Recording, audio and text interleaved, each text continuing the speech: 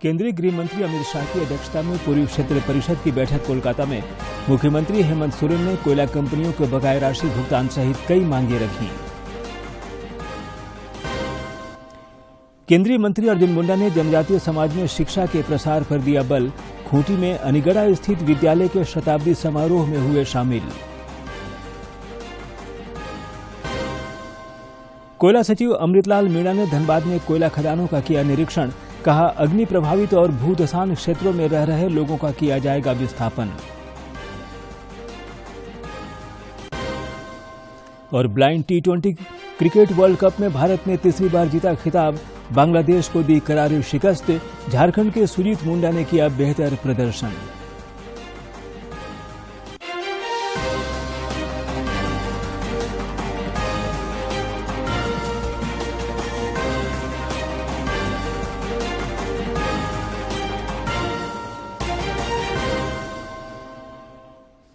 नमस्कार, खबरें झारखंड में आपका स्वागत है।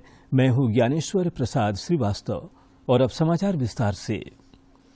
प्रधानमंत्री नरेंद्र मोदी कल मेघालय और त्रिपुरा का एक दिवसीय दौरा करेंगे।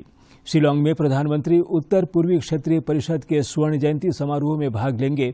दौरे के क्रम में वे मेघालय और त्रिपुरा में कई परियोजनाओं का उद्घाटन और शिलान्यास भी करेंगे। एक आधिकारिक बैठक के साथ साथ एक सार्वजनिक जनसभा को भी संबोधित करेंगे। प्रधानमंत्री भारतीय प्रबंधन संस्थान शिलांग का उद्घाटन करेंगे। प्रधानमंत्री एनईसी की विभिन्न परियोजनाओं का भी उद्घाटन करेंगे। पिछले 50 वर्षों में पूर्वोत्तर क्षेत्र के विकास के लिए एनईसी के योगदान का एक स्मारक खंड गोल्डन फुटप्रिंट्स भी जारी किया जाएगा। केंद्रीय गृह मंत्री अमित शाह, पूर्वोत्तर राज्यों के राज्यपाल और मुख्यमंत्री, पूर्वोत्तर क्षेत्र से संबंधित केंद्रीय मंत्री भी समारोह में शामिल होंगे। कोलकाता में आज केंद्रीय गृह मंत्री अमित शाह की अध्यक्षता में पूर्वी क्षेत्रीय परिषद की बैठक हुई। बैठक में मुख्यमंत्री हेमंत सोरेन भी शामिल हुए और कई महत्वपूर्ण मांगे रखीं। मुख्यमंत्री ने सीसीएल, बीसीसीएल और ईसीएल पर कुल 1,36,000 करोड़ की बकाया राशि का शीघ्र भुगतान और बंद खदानों का विधिवत माइंस क्लोजर करने की मांग रखी। उन्होंने कहा कि अवैध खनन को रोकने के लिए यह आवश्यक है। मुख्यमंत्री ने साहिबगंज में एयरपोर्ट का निर्माण कराने की भी मांग रखी। उन्होंने झारखंड में रेलवे का जोनल मुख्यालय स्थापित करने, केंद्र प्रायोजित सामाजिक सुरक्षा योजनाओं की राशि में बढ़ोतरी समेत वन संरक्षण नियम 2022 को वनाधिकार अधिनियम 2006 के अनुरूप संशोधित करने की मांग भी रखी। बैठक के दौरान मुख्यमंत्री ने प्रधानमंत्री आवास योजना के तहत अब भी लगभग 8,35,000 वंचित परिवारों को लाभान्वित करने की मांग रखी। उन्होंने जीएसटी कंपनसेशन की अवधि को अगले 5 वर्षों तक विस्तारित किए जाने का भी आग्रह किया। मुख्यमंत्री ने सेना में आदिवासी रेजिमेंट के गठन की भी मांग रखी। केंद्रीय मंत्री अर्जुन मुंडा ने जनजातीय समाज में शिक्षा के प्रसार पर बल दिया है। श्री मुंडा आज खूंटी के राजकीयकृत मध्य सह उत्क्रमित उच्च विद्यालय अनिगड़ा के स्थापना शताब्दी समारोह को संबोधित कर रहे थे। कार्यक्रम में स्कूल के पूर्ववर्ती छात्र और पूर्व पद्म भूषण कड़िया मुंडा भी उपस्थित थे। खूंटी स्थित अनगढ़ा विद्यालय के स्थापना शताब्दी समारोह को संबोधित करते हुए जनजातीय मामलों के केंद्रीय मंत्री अर्जुन मुंडा ने कहा कि अभी भी समाज को शिक्षित करने का सपना अधूरा है। उन्होंने कहा कि हमारे पूर्वजों का देखा हुआ सपना उस दिन पूरा होगा जिस दिन हर घर में ज्ञान का मंदिर होगा। वो सपना अधूरा है जो हमारे पूर्वजों ने देखा है। हमारा सपना तब पूरा होगा जब हर घर में ज्ञान का मंदिर बनेगा। हर व्यक्ति, हर परिवार, हर समाज शिक्षित होगा और जंगलों से ज्ञान की गूंज सुनाई देगी।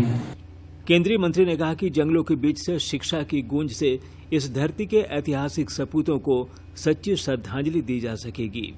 आने वाले दिन में समाज का हर व्यक्ति शिक्षित होगा। हम यूनिवर्सिटी के साथ इस क्षेत्र में संवाद कर रहे हैं कि ऐसे चीजों का शोध परख, भाषा विज्ञान को और कैसे अधिक महत्व मिले, क्योंकि एक भाषा का जन्म लाखों हजारों वर्षों के मानव समाज के एक दूसरे के बीच आदान प्रदान के क्योंकि भाषा भावों का आदान प्रदान करती है। शताब्दी समारोह के दौरान स्कूल के स्वर्णिम इतिहास पर विस्तृत वर्णन प्रस्तुत किया गया। इस स्कूल का मैट्रिक में प्रत्येक वर्ष शानदार प्रदर्शन रहता है। कार्यक्रम में विधायक नीलकंठ सिंह मुंडा समेत जिले के प्रशासनिक पदाधिकारी, शिक्षक, शिक्षिकाएं और ग्रामीण मौजूद थे। खूंटी से ज्योत्सना शीला डांग की रिपोर्ट। केंद्रीय मंत्री अर्जुन मुंडा ने आज सिमडेगा के कोलेवीरा में वीर शहीद नीलांबर पीतांबर की प्रतिमाओं का अनावरण किया। इस दौरान उन्होंने जलापूर्ति योजनाओं समेत अन्य योजनाओं का ऑनलाइन शिलान्यास किया। केंद्रीय मंत्री ने कहा कि इस क्षेत्र को वाटिका के रूप में विकसित किया जाएगा।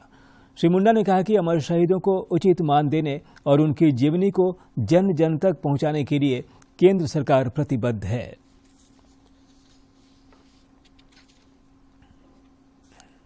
और हम लगातार कोशिश करते रहे इस क्षेत्र का संपूर्ण विकास कैसे। हमने कोशिश किया कि हर क्षेत्र में कैसे प्रगति हो। भारत 100 साल जिस दिन पूरा करेगा आजादी का, उस दिन कैसा भारत बने उसकी चिंता के साथ काम करें। जमशेदपुर के सांसद विद्युत वरण महतो ने केंद्रीय रेल मंत्री अश्विनी वैष्णव से दिल्ली में मुलाकात की। इस दौरान उन्होंने राज्य के प्रमुख रेल परिचालन से जुड़ी मांगों से अवगत कराया। श्री महतो ने टाटानगर से बक्सर के लिए नई रेल सेवा प्रारंभ करने की अपनी वर्षों पुरानी मांग को रेल मंत्री के समक्ष रखा, जिसके बाद रेल मंत्री ने वरिष्ठ अधिकारियों से विलंब का कारण पूछा। इस पर अधिकारियों ने स्पष्ट किया कि वे लोग इसके कार्य योजना में लगे हैं और जल्द ही इस ट्रेन सेवा की सुविधा शुरू होने की संभावना है। झारखंड उच्च न्यायालय ने राज्य सरकार द्वारा बनाई गई नियुक्ति नियमावली 2021 को असंवैधानिक करार देते हुए रद्द कर दी है। उच्च न्यायालय के इस फैसले से राज्य की प्रमुख विपक्षी पार्टी भाजपा को एक बार फिर से सरकार पर हमला करने का मौका मिल गया है। राज्यसभा सांसद और भाजपा के प्रदेश अध्यक्ष दीपक प्रकाश ने रांची में आयोजित संवाददाता सम्मेलन में कहा कि कांग्रेस और आरजेडी की गठबंधन में चल रही झारखंड मुक्ति मोर्चा की सरकार लगातार गैर संवैधानिक निर्णय ले रही है। उन्होंने कहा कि पिछले 3 वर्षों से चल रही यह गठबंधन की सरकार हर मोर्चे पर विफल साबित हुई है। श्री प्रकाश ने कहा कि वर्तमान राज्य सरकार की ओर से लिए गए अभी तक के निर्णय गैर संवैधानिक रहे हैं। उन्होंने कहा कि विधि सम्मत निर्णय नहीं लेने की वजह से सरकार के फैसले न्यायालय के दरवाजे पर टिक नहीं पाते हैं, जिसका खामियाजा राज्य के युवाओं को और झारखंड के लोगों को उठाना पड़ रहा है। नौकरी में कुछ ऐसे चीजों को प्रावधान किया गया था जो असंवैधानिक था, गैर कानूनी था, नियम सम्मत नहीं था। इसलिए उच्च न्यायालय ने एक झारखंड की जनता को हित में ध्यान में रखते हुए कानून सम्मत निर्णय लेने का काम किया है। राज्यसभा सांसद आदित्य साहू रांची जिला अंतर्गत नगड़ी प्रखंड के ग्राम साहेर स्थित विद्या मंदिर पब्लिक स्कूल के वार्षिक खेलकूद महोत्सव में शामिल हुए। इस अवसर पर विद्यालय के निदेशक सुरेश साहू समेत कई गणमान्य लोग उपस्थित थे। प्रधानमंत्री नरेंद्र मोदी के ऊपर पाकिस्तानी विदेश मंत्री बिलावल भुट्टो के द्वारा की गई अभद्र टिप्पणी के विरोध में राजधानी रांची के कचहरी चौक पर प्रदेश भाजपा युवा मोर्चा ने आज विरोध प्रदर्शन किया। इस दौरान पाकिस्तानी विदेश मंत्री बिलावल भुट्टो का पुतला दहन किया गया। मौके पर भाजपा प्रदेश अध्यक्ष दीपक प्रकाश ने कहा कि भारत के प्रधानमंत्री और दुनिया के सर्वाधिक लोकप्रिय नेता के बारे में की गई टिप्पणी आपत्तिजनक है।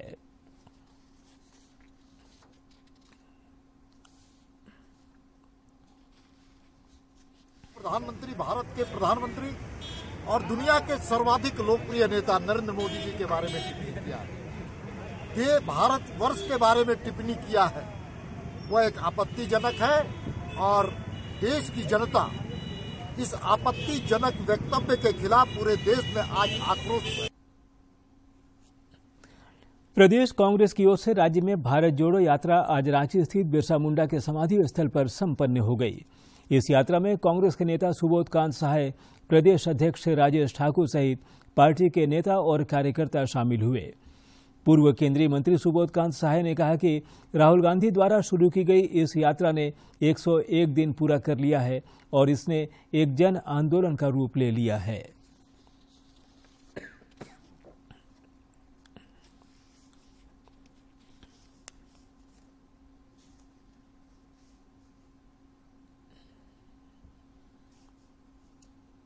एक आंदोलन का रूप ले लिया है। मैं कह सकता हूं ये जन आंदोलन 101 दिन राहुल गांधी ने पूरा कर लिया। हजारों किलोमीटर 2000 किलोमीटर के चली। हमारी यात्रा राहुल गांधी की यात्रा के साथ चलेगी और हम पंचायत के हर से रिश्ता जोड़ेंगे। सांसद संजय सेठ ने आज रांची लोकसभा क्षेत्र में सांसद खेल महोत्सव के आयोजन को लेकर एक महत्वपूर्ण बैठक की। बैठक में यह तय किया गया कि यह खेल महोत्सव 17 से 19 फरवरी 2023 को आयोजित किया जाएगा। बैठक में विभिन्न खेल संस्थाओं की सहभागिता पर विचार विमर्श हुआ। सांसद खेल महोत्सव में प्रत्येक विधानसभा क्षेत्र से प्रतिभागी शिरकत करेंगे। कोयला सचिव अमृतलाल मीणा आज से 2 दिवसीय दौरे पर धनबाद आए हुए हैं। आज पहले दिन उन्होंने मोनीडी अंडरग्राउंड खदान, कोलवासरी, बांसजोड़ा ओपन कास्ट कोयला खदान और कुसुंडा क्षेत्र स्थित अग्नि प्रभावित NRK ट्रांसपोर्ट परियोजना सहित बैलगड़िया कॉलोनी का निरीक्षण किया।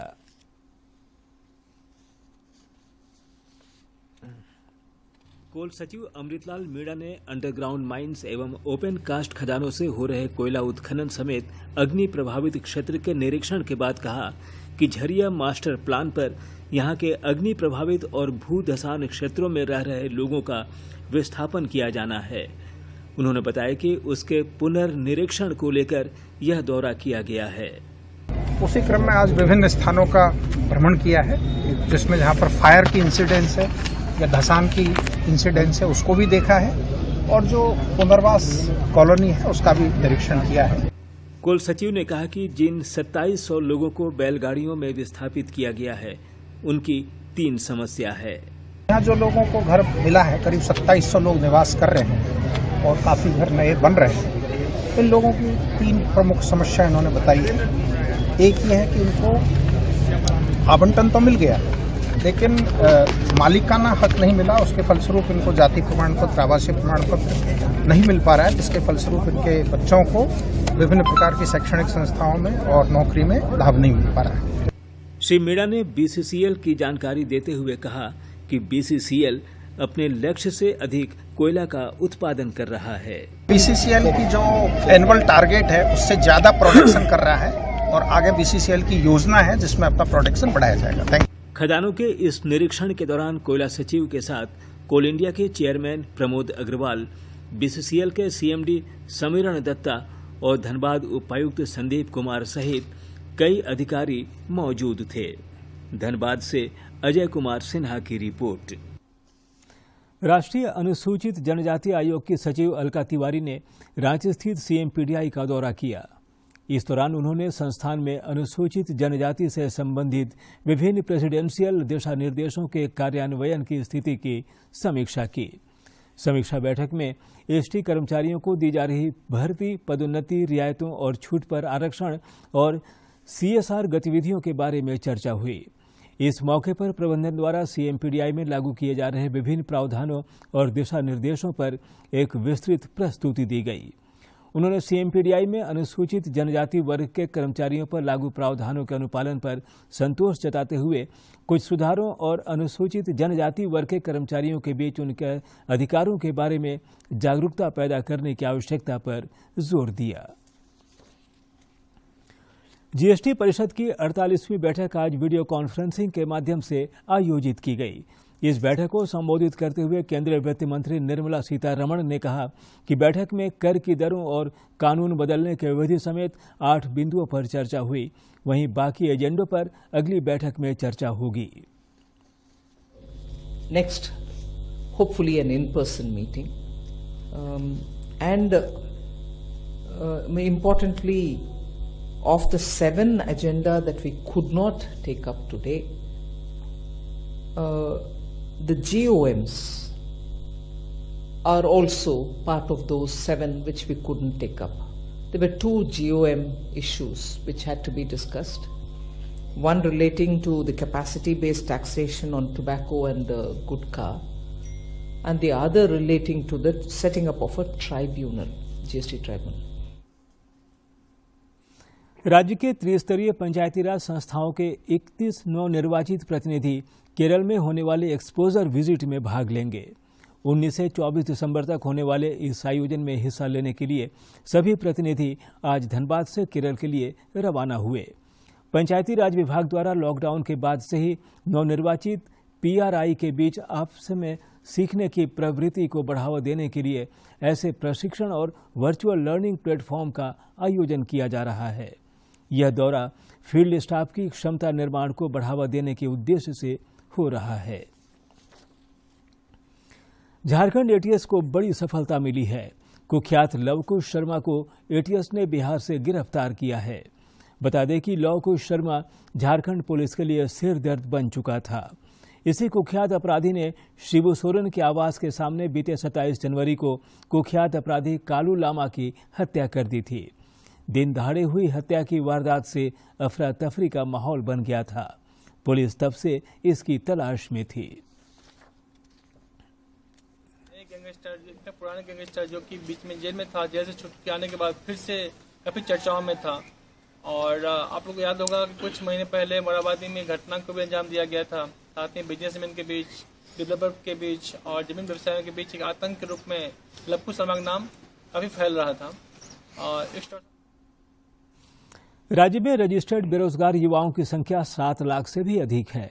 इन बेरोजगार युवाओं को JPSC और JSSC समेत अन्य प्रतियोगिता परीक्षा के लिए अब कई विशेष सुविधाएं उपलब्ध कराने का निर्णय लिया गया है। रांची स्थित अवर प्रादेशिक नियोजनालय के नियोजन पदाधिकारी आशा मैक्सिमा लकड़ा ने बताया कि एम्प्लॉयमेंट एक्सचेंज की ओर से युवाओं के भविष्य को संवारने के लिए अब विशेष इंतजाम किए जा रहे हैं। उन्होंने कहा कि पहली बार एक्सचेंज की ओर से रांची में युवाओं के लिए कैरियर काउंसलिंग और मार्गदर्शन शिविर का आयोजन किया जा रहा है। हो जाइएगा, आपको लगेगा एग्जाम छोड़ देंगे, इसलिए उसको एस्केप कीजिए। पूरी हिस्ट्री को सबसे बाद में करेंगे क्योंकि कमजोर है, और अपना जो मजबूत एरिया है उसको पहले कर लीजिए और बाद में अगर टाइम मिलता है तो उसमें से 4-5% कर दीजिए। 100%। भारत ने एक बार फिर blind T20 cricket world cup के खिताब पर कब्जा जमा लिया है। बेंगलुरु के चिन्नास्वामी स्टेडियम में खेले गए खिताबी मुकाबले में भारत ने बांग्लादेश को 120 रनों से हरा दिया। पहले बल्लेबाजी करते हुए भारत ने निर्धारित 20 ओवर में 2 विकेट के नुकसान पर 277 रन बनाए थे। जवाब में बांग्लादेश की टीम 3 विकेट के नुकसान पर 157 रन ही बना सकी। इस मैच में झारखंड के सुजीत मुंडा का बेहतर प्रदर्शन रहा। इस टूर्नामेंट में भारत के साथ ऑस्ट्रेलिया, बांग्लादेश, नेपाल, पाकिस्तान, दक्षिण अफ्रीका और श्रीलंका की टीमों ने हिस्सा लिया। इससे पूर्व भी भारत 2 बार blind T20 cricket world cup के खिताब पर कब्जा जमा चुका है। कतर में फीफा फुटबॉल विश्व कप के तीसरे स्थान के मैच में आज रात 8:30 बजे क्रोएशिया का मुकाबला मोरक्को से होगा। सेमीफाइनल में अर्जेंटीना ने क्रोएशिया को और फ्रांस ने मोरक्को को हराया था।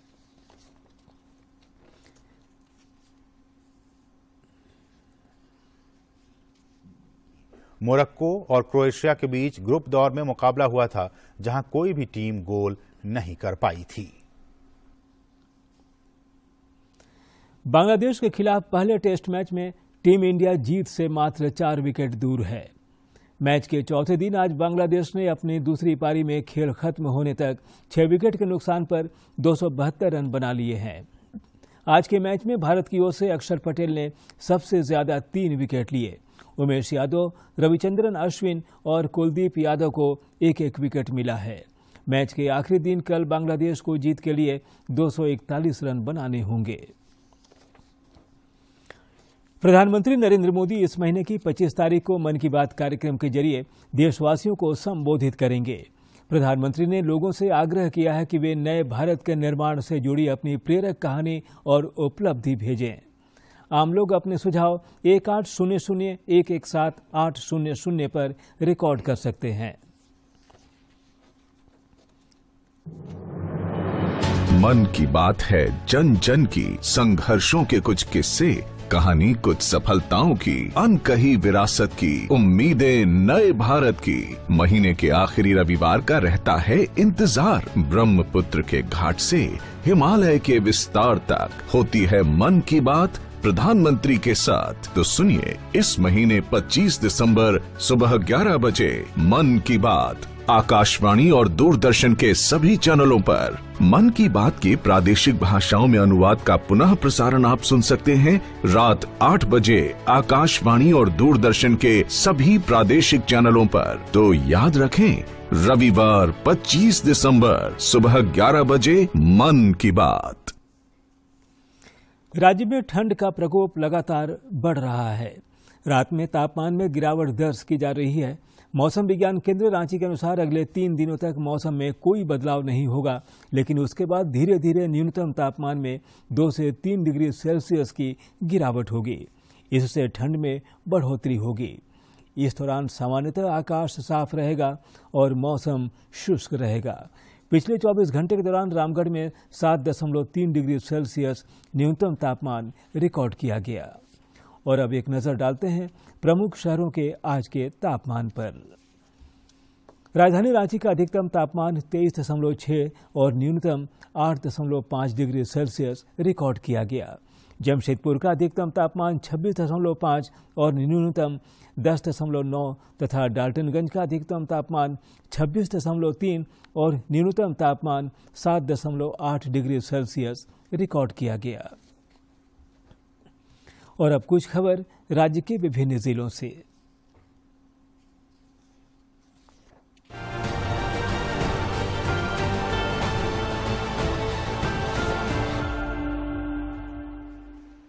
गुमला के भरनू प्रखंड में दहुटोली गांव के जंगल स्थित कुआं से एक युवती का शव बरामद किया गया है। पुलिस ने मामले का उद्भेदन करते हुए कहा है कि युवती कैरो थाना के चिरमो गांव निवासी स्वर्गीय देवी महली की पुत्री शीला कुमारी है, जिसकी हत्या उसके प्रेमी ने अपने माता पिता से मिलकर किया और शव को ठिकाना लगाया। लातेहार के सदर थाना क्षेत्र के नावागढ़ गांव में संपत्ति विवाद में युवक ने अपने ही छोटे भाई की गोली मारकर हत्या कर दी है। घटना की जानकारी मिलते ही पुलिस मौके पर पहुंची और जांच पड़ताल में जुट गई है। पुलिस ने शव को पोस्टमार्टम के लिए सदर अस्पताल में भेज दिया है। बीआईटी मेसरा का ऑफ कैंपस का 32वां डिग्री सेरेमनी 18 दिसंबर को होगा। यह समारोह बीआईटी लालपुर एक्सटेंशन में होगा। समारोह में विधानसभा अध्यक्ष रविंद्रनाथ महतो बतौर मुख्य अतिथि शामिल होंगे। डिग्री सेरेमनी में कुल 583 डिग्रियां बांटी जाएंगी। नक्शा विचलन से जुड़े 11 साल पुराने मामले में रानी चिल्ड्रन अस्पताल के संचालक और doctor Rajesh Kumar, Jagannath life care अस्पताल के निदेशक डॉक्टर सुधीर कुमार एवं अन्य आरोपियों के खिलाफ सीबीआई कोर्ट में आरोप गठित किया गया। राजेश कुमार और डॉक्टर सुधीर कुमार की डिस्चार्ज पिटीशन को ईडी कोर्ट ने 12 सितंबर को खारिज कर दिया था। चक्रधरपुर में झारखंड ग्रामीण चिकित्सक संघ ने अपने स्थापना दिवस पर 12वां रक्तदान शिविर का आयोजन किया। रक्तदान शिविर चक्रधरपुर सोनुआ मुख्य मार्ग पर स्थित सुमित्रा देवी सरस्वती शिशु विद्या मंदिर सिलफोड़ी में आयोजित किया गया था। इस दौरान रक्तदान महादान के तर्ज पर ग्रामीण क्षेत्र के युवाओं ने बढ़ चढ़कर हिस्सा लिया। पश्चिमी सिंहभूम जिले के चक्रधरपुर प्रखंड के रामचंद्रपुर निवासी बिरसा कच्छप का शव 4 दिन बाद नदी से बरामद कर लिया गया है। बिरसा कच्छप बुधवार से ही लापता था।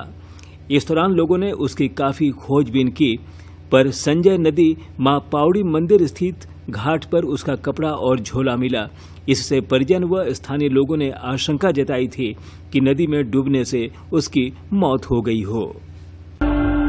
राज्य के सरकारी स्कूलों में 9वीं से 12वीं कक्षा तक के बच्चों में विज्ञान विषय में दिलचस्पी बढ़ाने के लिए लेबोरेटरी स्थापित किए जाएंगे।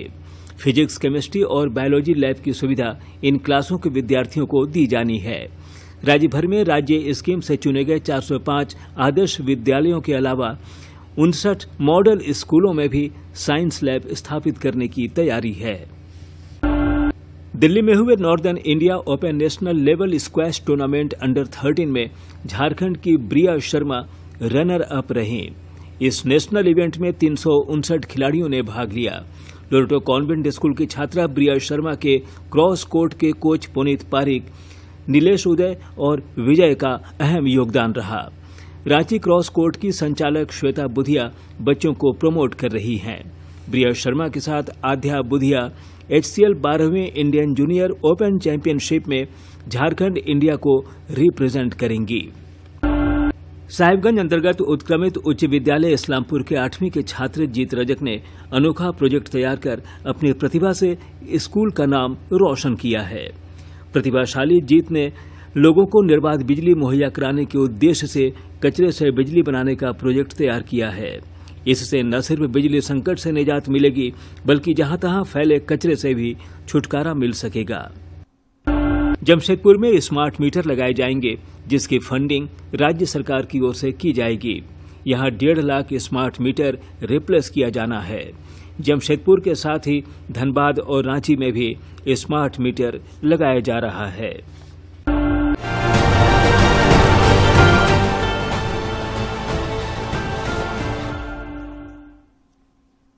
और अब देखते हैं क्यों खास है इतिहास में आज का दिन। 17 दिसंबर साल 1928 को क्रांतिकारी राजेंद्र नाथ लाहिड़ी शहीद हुए। ये वही क्रांतिकारी थे जिन्होंने काकोरी ट्रेन एक्शन में महत्वपूर्ण भूमिका निभाई, जब स्वाधीनता सेनानियों ने सरकारी खजाना लूटकर जनता को यह संदेश दिया था कि क्रांतिकारी आम जनता के नहीं बल्कि शासन के विरोधी हैं। काकोरी ट्रेन एक्शन में 4 क्रांतिवीरों को मृत्युदंड दिया गया। ये क्रांतिवीर थे राजेंद्र नाथ लाहिड़ी, राम प्रसाद बिस्मिल, अशफाक उल्लाह खां और रोशन सिंह। शेष तीनों क्रांतिकारियों को 19 दिसंबर को फांसी दी गई, लेकिन भयवश अंग्रेजी हुकूमत ने राजेंद्र नाथ लाहिड़ी को गोंडा कारागार में 2 दिन पहले ही फांसी दे दी। 17 दिसंबर साल 1928 को क्रांतिकारियों ने सैंडर्स की गोली मारकर हत्या कर दी। साल 1928 में साइमन कमीशन के विरोध में एक प्रदर्शन। तो ये थे अब तक के समाचार, लेकिन जाने से पहले मुख्य समाचार एक बार फिर।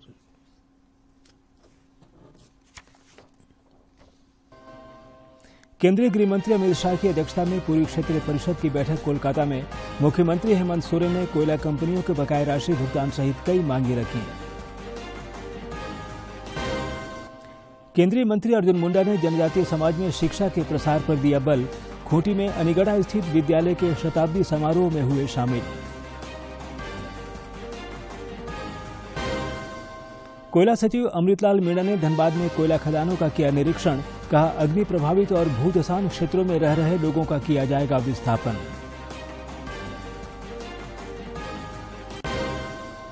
और blind T20 cricket world cup में भारत ने तीसरी बार जीता खिताब।